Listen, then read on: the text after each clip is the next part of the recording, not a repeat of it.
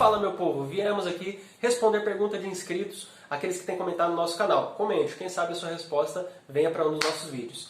Uma pergunta muito importante, que na verdade se desmembra em duas, foi feita pelo Adriano, e eu quero aqui respondê-la como um complemento aos dois vídeos anteriores que nós fizemos. Perguntas importantes, inclusive, ok? Diretamente ao assunto. A primeira pergunta tem a ver com a justiça de Deus. Se Deus é Deus, Todo-Poderoso, por que Ele não simplesmente perdoa o pecador em vez de ter que levar o filho dele para a cruz? O perdão de Deus valeria por toda a eternidade, em tese. Então, por que Deus simplesmente não perdoa? Sobre isso, é a primeira pergunta, algumas considerações. A primeira consideração dentro dessa pergunta é o nosso senso de justiça. Deixa eu dar um exemplo. Se um juiz recebe um camarada, e ele chega, esse réu, ele chega e fala assim, ó, eu confesso, matei um monte de gente, estrupei 50 pessoas, fiz as piores atrocidades, deixa eu ir embora.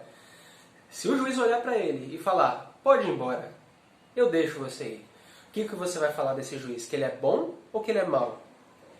Que ele é péssimo. E Deus é bom, só que olha só agora, para Deus ser bom, ele tem que ser justo. Deus não poderia simplesmente perdoar o pecador porque ele iria contra a sua própria justiça. Isso se desmembraria numa outra pergunta, que não foi feita, mas eu vou provocar um pouco mais fundo. Eu quero cavucar mais aqui. Tá, mas Deus não poderia definir então o que é bom e mal? Porque aí ele definiria aquilo que ele quisesse e faria o que quisesse. Então Deus poderia definir, por exemplo, que o assassinato é bom? Que mentir é bom em todo tempo? Não. Existem correntes teológicas sobre isso, algumas posições teológicas, mas eu vou de acordo aqui com o Dr. Norman Geisler. Recomendo o livro dele sobre ética, onde ele vai falar sobre isso. A justiça de Deus, ela não é algo que Deus definiu em algum tempo da eternidade, do espaço, em algum tempo do universo. Deus sempre foi Deus. E essencialmente Ele é bom. A bondade dele e a justiça dele não é algo fora de Deus, mas algo inerente a Deus. De forma que assim como Ele é eterno, inerentemente eterno, assim como Ele é inerentemente todo-poderoso e onisciente, onipresente, assim também Ele é inerentemente bom, justo e amor, como nós citamos no vídeo anterior. Assim, Deus não poderia negar a si mesmo. Ele não poderia deixar o pecador ir embora, porque ele tentaria ser bom, mas seria injusto. Agora deixa eu aproveitar essa deixa, que é muito importante te falar algo sobre isso. Deus então deu um jeito de imputar a justiça em nós. Ah, mas Ele pode fazer isso? Sim. Você não pode colocar uma outra pessoa para pagar o preço da vida da outra. Porque você é ser humano, você está ontologicamente na mesma altura. Só que Deus, ontologicamente, mais uma vez, Ele está além da gente, Ele é aquele que nos cria. Por exemplo, eu tenho meu filho, ou eu tenho uma filha. Quando eu tenho filhos, eu não estou criando eles, eu estou gerando eles. Eles não me pertencem em termos de existência.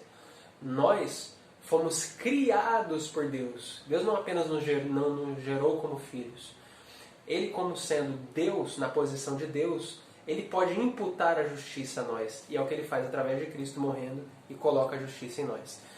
Essa imputação, que é profunda, muito profunda, eu quero então ir a fundo agora com você com uma simples frase. A condição do segundo Adão é melhor do que a primeira. A sua segunda condição, na verdade, é melhor do que a primeira. Porque o segundo Adão que morreu por nós, pensa nisso. Se você nunca tivesse pecado, isso é interessante. Deus olharia para você lá no Éden, imagina isso. Nunca pecou. Um homem perfeito, e só isso. Mas hoje, através da cruz, Deus fez algo maior e melhor. Ele conseguiu, Deus através da cruz. Ele fez de você não apenas um homem perfeito, mas quando Ele olha hoje para você, Ele vê a justiça do próprio Filho de Deus.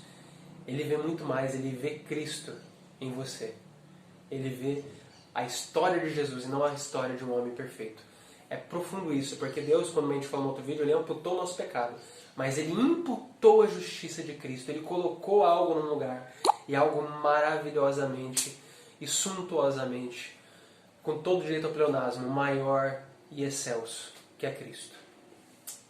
Segunda pergunta. Vamos lá. Segunda pergunta. Tá, mas mesmo que Deus tivesse que fazer esse caminho então, ele é bom e ele tem que ser justo. Mas por que ele faria? Quem entregaria um filho à morte? Um ser humano não entrega um filho à morte. Por que Deus esmagaria seu filho para morrer por pecador? O pior de tudo, gente ruim, gente pecadora. Deus faria isso? Aí alguns argumentos para a gente tentar pensar. E realmente eu reconheço que essa é a maior pergunta nossa. Não é, por que Deus permite a morte, por que Deus permite o mal, a gente ainda vai gravar vídeo sobre isso. A maior pergunta realmente é essa. Por que Deus entregou seu filho? É algo profundo demais. Só que eu quero fazer algumas considerações primeiro. Para a gente não pensar que isso injustifica ou desmente a obra de Deus na cruz. Até anotei essa aqui. Ó. Primeiro, eu ainda quero falar sobre isso, então só vou dar um vislumbre aqui. Bem e mal. Como você pode definir bem e mal sem Deus? Se a gente quiser tentar acusar Deus, dizendo que ele não poderia levar o filho dele porque isso seria ruim, a gente precisa de Deus para fazer essa argumentação. Então, por exemplo, no caso de um ateu, ele já não consegue fazer isso. Acusar Deus de ser mal, porque ontologicamente você não consegue justificar o mal.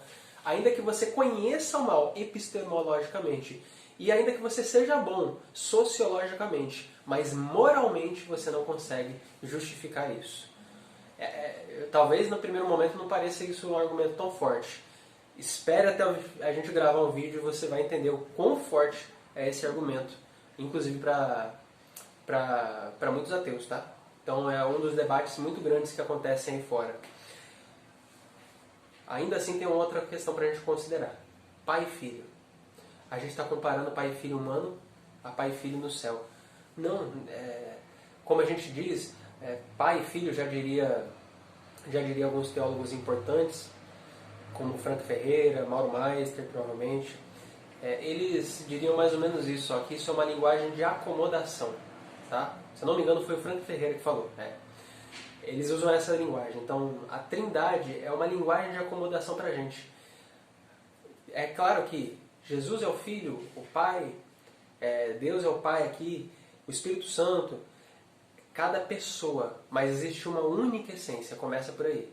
Então o relacionamento de unidade entre os três é muito mais profundo do que o relacionamento de um pai e um filho. Quando a gente tenta comparar o relacionamento humano com o relacionamento divino, a gente já falha. Qualquer comparação com a Trindade já se compromete, porque Deus está muito além dos nossos pensamentos, muito além daquilo que a gente consegue concebê-lo, já partindo pelo conceito inicial daquele vídeo. Deus é infinito, Deus é eterno, já começa por aí.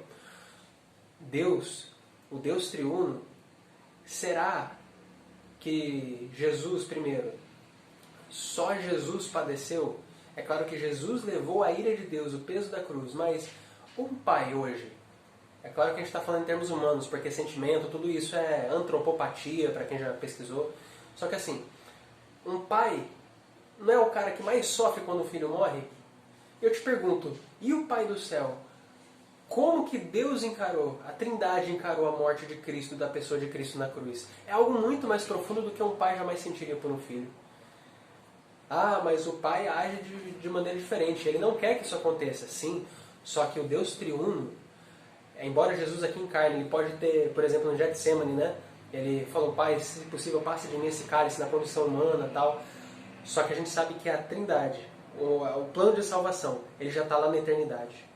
E esse plano não foi assim, eu vou te obrigar, filho, você vai e faz isso. E eu quero te dar uma prova disso. Isaías 53:11 diz assim a respeito de Jesus, profecia a respeito de Jesus. Qualquer dia a gente discute sobre Isaías 53, tem bastante coisa.